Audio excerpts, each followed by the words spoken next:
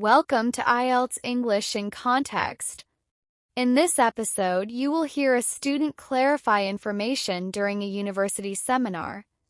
You will learn how to ask about meaning, check your interpretation, request an example, and respond to academic ideas with appropriate caution.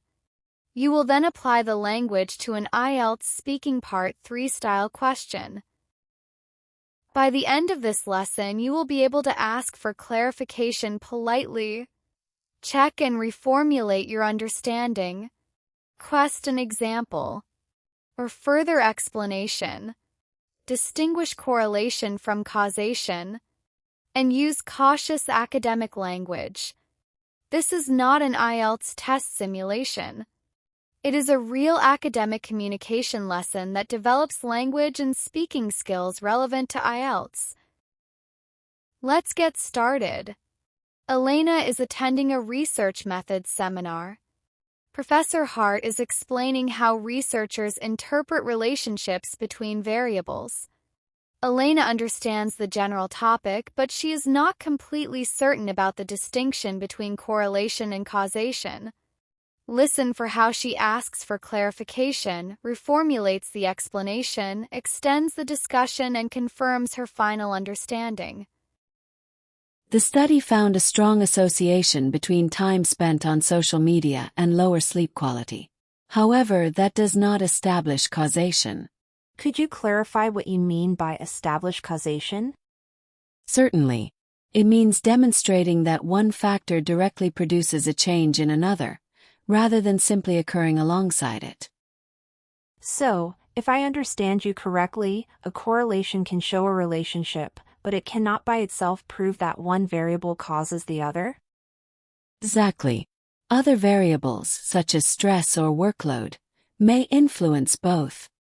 Would it be accurate to say that researchers need to rule out alternative explanations before making a causal claim? Yes, they also need an appropriate research design and evidence that supports the direction of the relationship. Does that principle apply to qualitative research as well? The need to avoid unsupported claims applies broadly.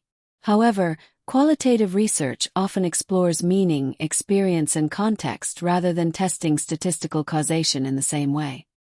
Could you give an example of how we should express this in the seminar report? You might write, the findings indicate an association between the variables. However, the research design does not allow us to draw a causal conclusion. Just to make sure I've understood, we should describe the relationship, consider other possible factors, and avoid claiming that one variable definitely caused the other. That's right. You can make a clear argument while still acknowledging the limits of the evidence. Elena follows a clear clarification sequence. My apologies that the arrows doesn't look right in this slide. Let's follow the number, they're showing them correctly. First, she identifies the term that is unclear. Next, she asks about its meaning.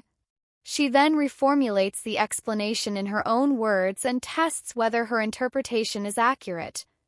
After that, she extends a discussion and requests an example. Finally, she confirms her understanding.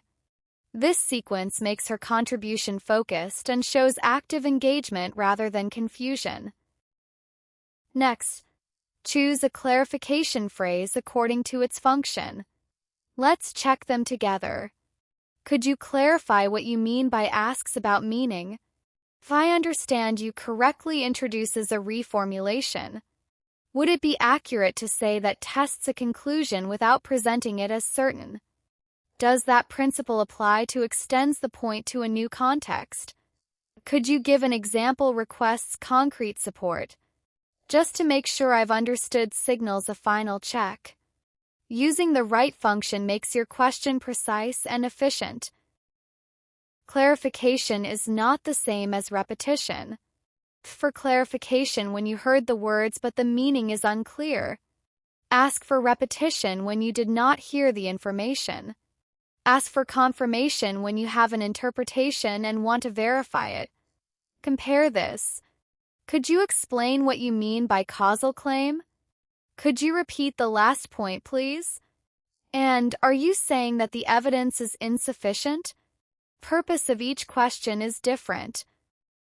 Polite embedded question begins with an opener such as could you clarify or could you explain? Through the opener, use statement word order. The direct question is, what does causal claim mean? The embedded form is, could you clarify what causal claim means? Do not keep the direct question order after the opener. The same rule applies in, could you explain why the study cannot establish causation? This structure sounds controlled and appropriate in academic discussion. Notice these useful academic collocations. Clarify a point. Define a term. Check your understanding. Draw a distinction. Provide an example.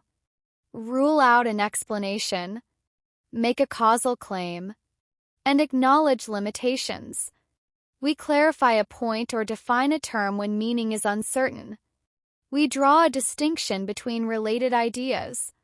Researchers may rule out an explanation, make a causal claim, or acknowledge limitations.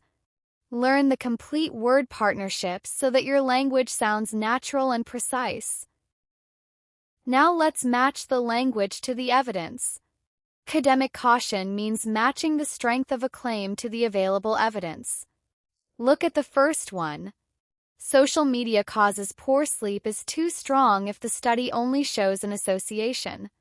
The findings indicate an association accurately describes the result. Stress may influence both variables presents a possible explanation rather than a certainty. The design does not allow us to draw a causal conclusion states a limitation. Verbs and phrases such as indicate, suggest, may, might appears to and is likely to help you express an appropriate degree of certainty.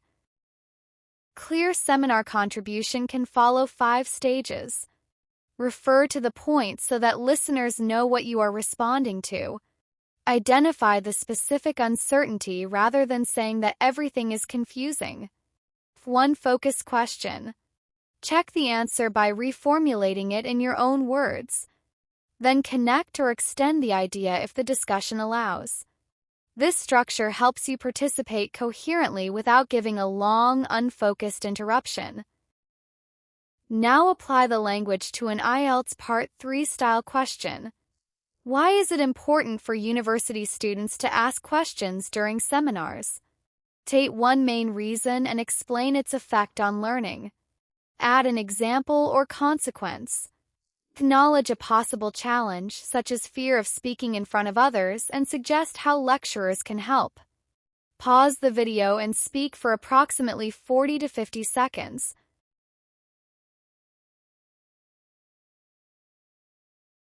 Here is a model response. One reason it is important for university students to ask questions is that clarification prevents misunderstandings from becoming part of their later work. If a student is uncertain about a key concept but remains silent, they may interpret an article or complete an assignment on the wrong basis. Questions can also improve the discussion for the whole group because several students may share the same uncertainty. For example, asking a lecturer to distinguish between correlation and causation could help the class evaluate research claims more carefully. However, some students hesitate because they are afraid of appearing unprepared. Lecturers can reduce this pressure by welcoming questions, allowing brief thinking time, and providing more than one way to participate. In my view, asking a focused question is not a sign of weakness. It is an important academic skill. The response gives 2 reasons, develops an example, acknowledges a challenge, and finishes with a clear view. Use the organization and useful language as a guide, but do not memorize the entire response. Build an answer that you understand and can control naturally. Let's review today's key expressions. Clarify what someone means. Check your understanding. Draw a distinction. Provide an example. Rule out alternative explanations. Make a causal claim. Acknowledge limitations. And draw a conclusion. Practice using them in your own examples instead of memorizing isolated definitions. Thank you for learning with us.